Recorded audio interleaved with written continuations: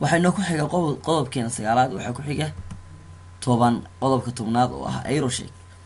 aeroshake isna yani waa waxa wey waa feature loo isticmaalo ama sidii windowsyada ama windowsyada mataqaanay recent screenka ah oo aad isticmaaleysay meel la isku wada keeni lahaa oo mataqaanay mararka qaarkood haddaa shaking ku samayso ama ruxdo windowsyada minimize buu sameynaya oo dejinaya keligiisa soo haraya. marka hadday baleen isla aragno waa kan, hadday soo kicino faylakan yani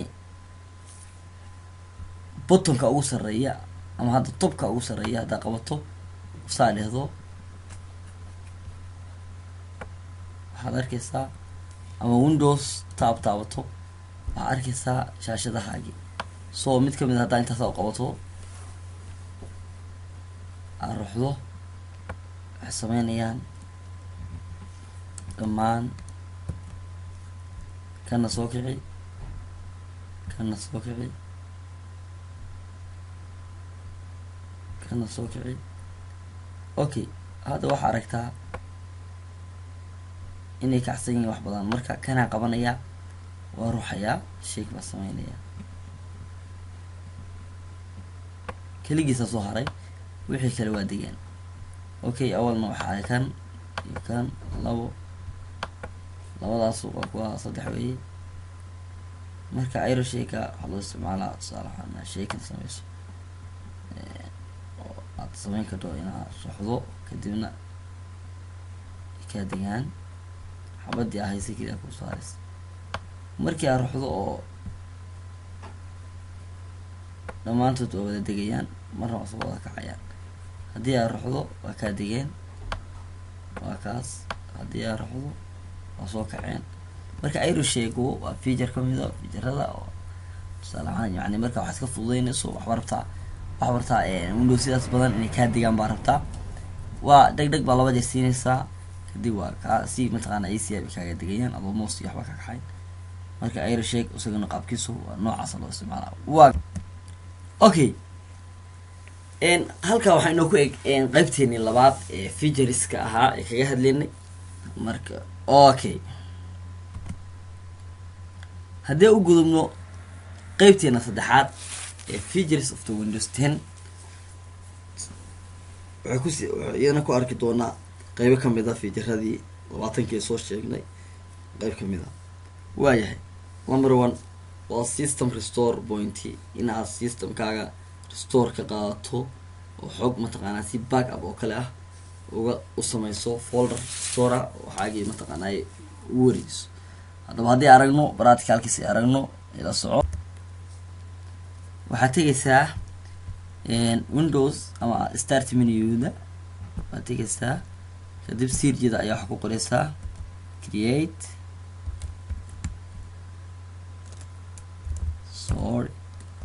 create restore kor buu kugu soo qabanayaa adoo dhamaystirin create a restore point.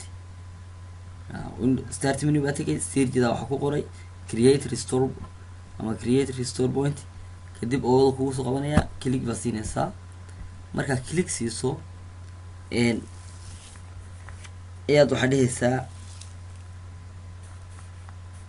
create baad dooranaysaa. create markaad doorato wuxuu leeyahay file c filekaaga magac u bixi tusaale ahaan engineer sahal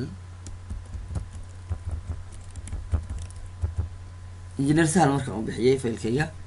ayaan waxa dhahayaa give name kadibna create markaa dhaho scrollka cabaar buu wadayaa looni sameynayaa intuu ku mataqaanay ka abuurayo kadibna waa kasii gudbeynaa oo waxay tagaynaa ama sii mareynaa stepka xiga. okay waa sax marka wuxuu yidhi restore point was created successfully waa la abuuray kadib waxaa dhehaysaa system restore baa dhehaysaa next baa sii dhehaysaa sorry waxaa dhehaysaa just a different restore point meelaha aad dhigayso kadib engineer sahalkayga dooranaya soo qortay next baa dhahayaa horay ayuu ka bilaabayaa. marka iyada ruuxeedana saas weeye. اوكينا qaybta saddexaad waxa ku sii xigi doona system restore-ka waxa ku sii xigi doona lambar 12 oo ah default applicationada defaultiga ee computerka ku jira xagee kaga jiraan siyabaas oo arki karaa waxa isweydiin mudan okay haddii aad rabto inaad aragto applicationada defaultiga ah ee computerka ku jira wax weyn ma aha start menu aad tegaysaa marka start menu click siiso muuska setting ayaa tegaysaa setting marka tagtona waxaad arkaysaa setting-yada qaarkood isku mid ma aha mid baa waxaad arkaysaa apps gooni u taagan oo halka applicationada kala geliso laakiin appska wuxuu ku jiraa systemkan ku jira apps kadibna waxaad dhigaysaa default appska applicationada defaultiga ah ayaa halkan ku arkaysaa iyo soo daxaya kolo taagan waa kuwa waa aragtaan waa mapskii waa muusigii footodii moveski Microsoft Edge marka saas ayaa u arkaysaa iyadoo hadda kugu celiyo start menu baa tegay system baa tegaysaa setting kadibna system baa ka tegay kadibna waxaad tegaysaa default appska ayaa ka tegaysaa waayahay taas waa taas okay waxayna ku sii xigi doonaa lambar 13 oo ah download offline maps in aad download garayso offline ahaan adoo wax qada haysan mapska waayahay haddaba sidee u download garaynayaa waatan waxaad tegaysaa start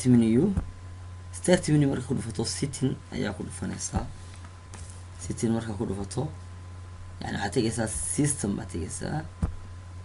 markaa system tagto waxaad arkaysaa offline maps ayaa ku dhufanay kadib waxaad sameynaysaa download baad sameynaysaa oo yani download all maps baad dhihi kadaa okay marka haddeer yani windowska ayaa inactive ah waxaad sameynaysaa plus baad dhihaysaa download kadibna waxaad dooranaysaa wadanka ama qaaradda kadib horey ayuu kaaga bilaabayaan offline mapskii downloadka ahaa waayahay okay waxaa inoo kusii xigaa lambar 14 oo ah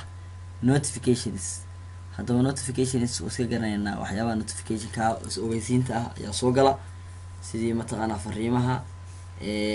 baaqyada oo kale yani waxyaabahaas oo kale soo gala notificationka waxyaabihii mataqaanaa khaaska sida gaarka lasoo ogeysiiyo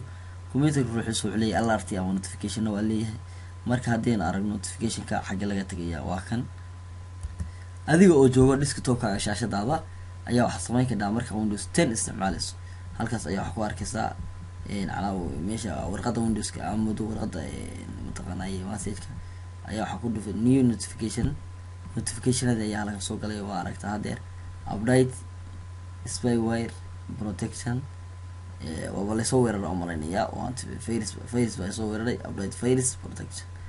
okay viruska update galay buu leeyahay baayaha ku soo geediya waa garan marka notificationka waxa ka tagi karaa xagga kan waa ka tagi karaa oo yani iyadoo shortcut ah waa sameyn karaa marka halka waxa soo galay tablet mode-kii oo computerka marka tablet ku dhufto hoos la soco tablet marka ka celiyo caad buu noqonaya tablet marka ku dhuftana oo noqonaya mobile camal sida mobileka uu dhigmay okay tabletka si uu celikiisa hore waayahay projectida ku jira qoraxdii iyo waqtiga ku jira mataqaanaa qoraxda oo ahaa yani late-ki ahaa VPN-ka ayaa ku jira airplane-ka ayaa ku jira waa garan taas waxaa sameyn ka dhacdo halkaa tegin ayaa meel kale ka tegi kadhaa oo waxaa dhihi kadhaa in the right corner taskbar ayaa dhihi kadhaa oo yani waa kan weeye inaad tagto dhinaca midigta balkaas ama waxaa tegi kadhaa dee start menu baa tegi kadhaa setting baa dhihi kadhaa kadibna system ayaa waxaa ku jira notifications waa aragtaa notification halkana ka dooranaysaa notification actions markaad kala socotaan notification actions ka dhacaya waayahay